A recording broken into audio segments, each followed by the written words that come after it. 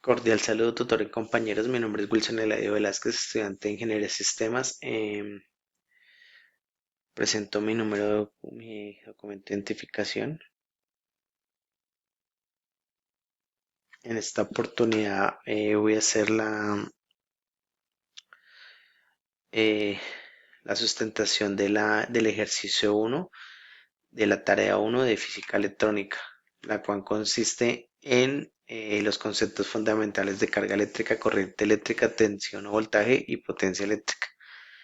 Entonces, la primera parte nos dice que el concepto fundamental de carga eléctrica, la carga eléctrica es una magnitud física que nos indica la cantidad de electricidad positiva o negativa que posee un cuerpo. La unidad de carga eléctrica en el SI se denomina coulomb o columbio y su símbolo es E. Como podemos ver en el gráfico, el átomo está compuesto de electrones, protones y neutrones, los cuales los electrones tienen la carga positiva, los electrones la carga negativa, los protones la positiva y los neutrones no tienen carga o tienen carga neutra. Ahora, la definición para corriente eléctrica, la corriente eléctrica es la circulación de cargas o electrones a través de un circuito eléctrico cerrado que se mueven siempre del polo negativo al polo positivo de la fuente suministrada de la fuerza electromotriz.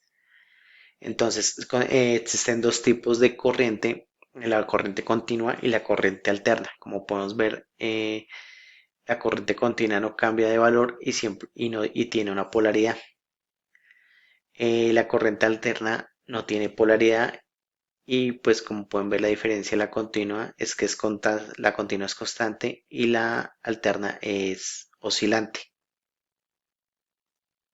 Ahora, para la definición de tensión o voltaje, es una magnitud física que cuantifica la diferencia de potencial eléctrico entre dos cuerpos de carga positiva y negativa respectivamente. Esta se mide en voltios.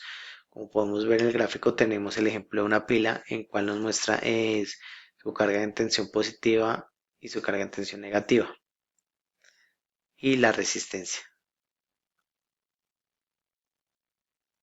Ahora para la definición de potencia eléctrica, la potencia es la velocidad en que se consume la energía y se define de la siguiente forma. Potencia es igual a energía sobre tiempo. Esa sería la fórmula que nos indica cómo se puede medir o sacar la potencia eléctrica.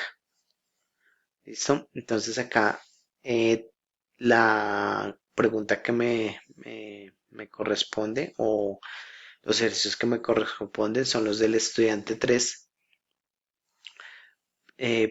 ¿Por qué porque la cual en un circuito serie la resistencia equivalente es igual a la suma algebraica de todas las resistencias del circuito? Toma la L de Ohm como referencia. Entonces acá tenemos un poco la explicación de lo que es una resistencia equivalente en serie. Esto es cuando en un circuito con dos o más resistencias en series, la equivalente es la suma, es un solo circuito, es un circuito con una sola resistencia que es la suma de todas las resistencias del otro circuito. Esta sería la resistencia equivalente. Entonces, en un circuito de dos o más resistencias en serie es equivalente a otro con una sola resistencia. Como podemos ver, este circuito con tres resistencias es equivalente a este con una sola resistencia. ¿Por qué? Porque acá tenemos los valores de cada una de las resistencias en este circuito. En el circuito equivalente, aunque solo tiene una resistencia, el total de la resistencia es la suma de las tres resistencias del anterior. Por eso es un circuito equivalente. Entonces, en un circuito con dos masas de resistencia es ser equivalente a otro con una sola resistencia cuyo valor es la suma de todas las resistencias en serie y se llamará resistencia total equivalente. Según lo dicho, para calcular resistencia equivalente de dos o más resistencias en serie solo hay que sumar el valor de cada una de las resistencias.